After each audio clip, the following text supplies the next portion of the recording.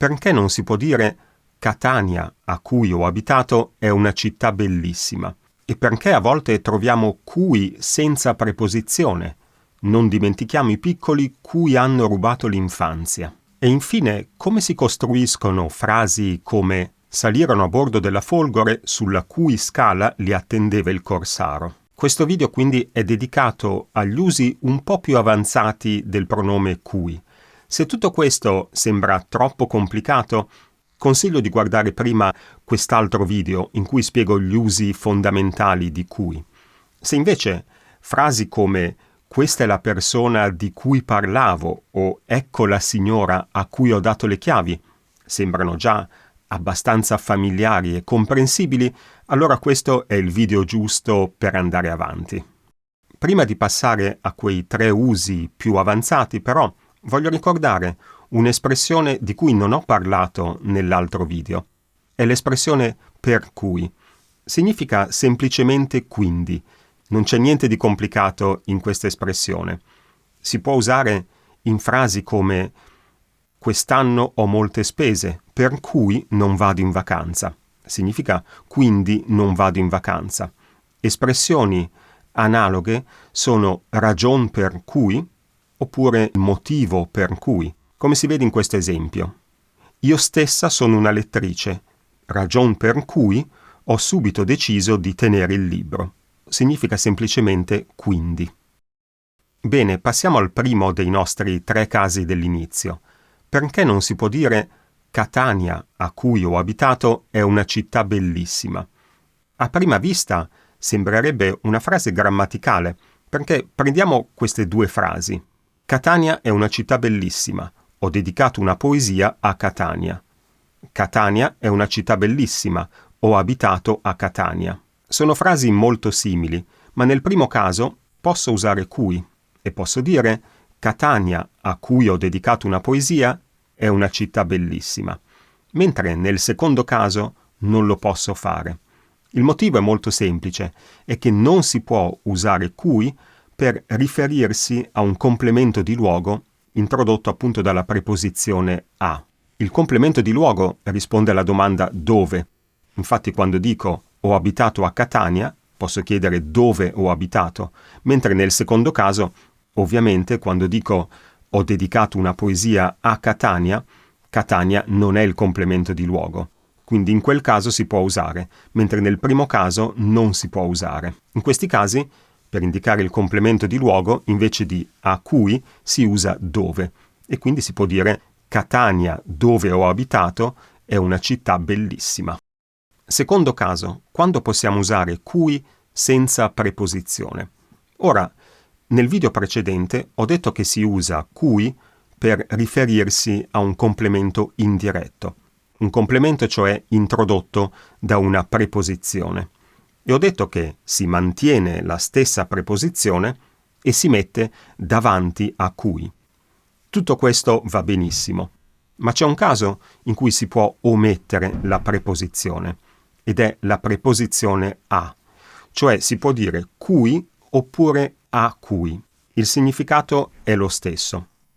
Il motivo è storico e bisognerebbe risalire al latino e al fatto che in latino cui è un dativo e quindi significa già al quale.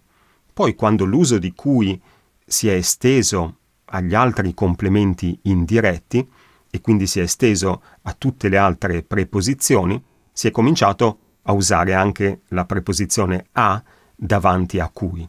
Ma oggi si trovano tutte e 2 le forme e quindi si può dire indifferentemente cui oppure a cui. Forse cui senza preposizione è un po' più ricercato, forse è un registro un po' più alto, non lo so. Io personalmente uso la preposizione e dico a cui e ai miei studenti consiglio di usare la preposizione perché secondo me in questo modo il sistema diventa più logico, cioè possiamo dire che usiamo sempre la preposizione davanti a cui e non lo so, secondo me un sistema più logico è più facile da ricordare, ma è importante sapere che se troviamo cui senza preposizione non è assolutamente sbagliato e significa a cui. Il terzo uso avanzato di cui è quello che troviamo in frasi come queste. Tutti gli occhi si erano fissati sul corsaro nero, la cui figura spiccava stranamente sulla linea grigiastra dell'orizzonte. Oppure una meravigliosa palma le cui foglie raggiungono la incredibile lunghezza di 50 piedi. Attenzione, anche in questo caso si vede che non c'è la preposizione davanti a cui, ma è un caso un po' diverso e si può notare che in questo caso c'è un articolo davanti a cui. Come si costruiscono queste frasi? Prendiamo queste due frasi. Gianni ha risolto il problema. Il padre di Gianni è un famoso matematico. Posso sostituire di Gianni con cui. Attenzione, senza preposizione. In questo caso cui significa di Gianni. Ma poi devo spostare questo cui e metterlo fra l'articolo e il nome. Quindi il padre di Gianni diventa il cui padre. E poi naturalmente devo spostare tutta la frase subito dopo il primo Gianni, cioè subito dopo il nome a cui si riferisce. E quindi la nostra frase diventa Gianni, il cui padre è un famoso matematico, ha risolto il problema. Attenzione alla posizione di cui, lo ripeto ancora, va fra l'articolo e il nome. Insisto un po' su questo punto perché so che in altre lingue funziona diversamente. Se torniamo ai nostri due esempi di prima, quindi i due esempi del corsaro nero, e facciamo l'operazione inversa, si vede che la cui figura significa la figura del corsaro nero, mentre nella seconda frase le cui foglie significa le foglie della palma. Un'altra cosa da tenere presente è che quell'articolo può cambiare. Che cosa intendo? Prendiamo la mia frase del famoso matematico e cambiamo padre con zio. Le nostre due frasi diventano Gianni ha risolto il problema, lo zio di Gianni è un famoso matematico. In questo caso uso l'articolo lo perché viene davanti a zio che inizia con la Z. Ma quando sostituisco di Gianni con cui, la frase diventa Gianni il cui zio è un famoso matematico, eccetera. Cioè non mi serve più l'articolo lo, perché adesso dopo l'articolo c'è la parola cui e quindi non inizia più con la Z e non ho più bisogno dell'articolo lo.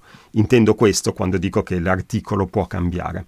E naturalmente l'articolo può essere femminile, può essere plurale, dipende dalla parola che viene dopo. E per complicare ancora un po' le cose, si potrebbe avere una preposizione prima dell'articolo.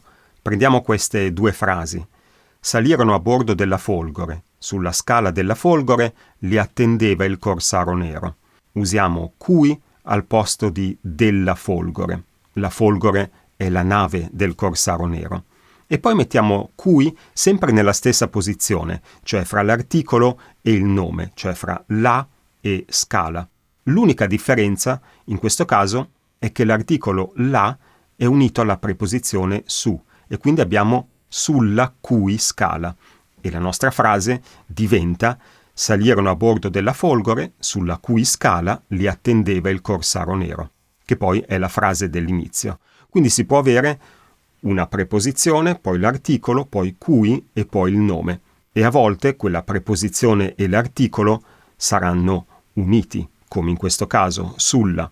Si potrebbe avere, per esempio, la casa nella cui cantina hanno trovato un tesoro. Poi il mio consiglio è sempre quello di evitare frasi troppo complicate o troppo contorte. Magari c'è un modo più semplice per dire la stessa cosa, ma è sicuramente importante saper riconoscere queste frasi quando le leggiamo o quando le sentiamo. Bene, credo che a questo punto cui non abbia più segreti. Grazie per avermi seguito fin qui, se ti è piaciuto il video lasciami un bel pollicione e se vuoi puoi iscriverti al canale. Ci vediamo nel prossimo video. Ciao!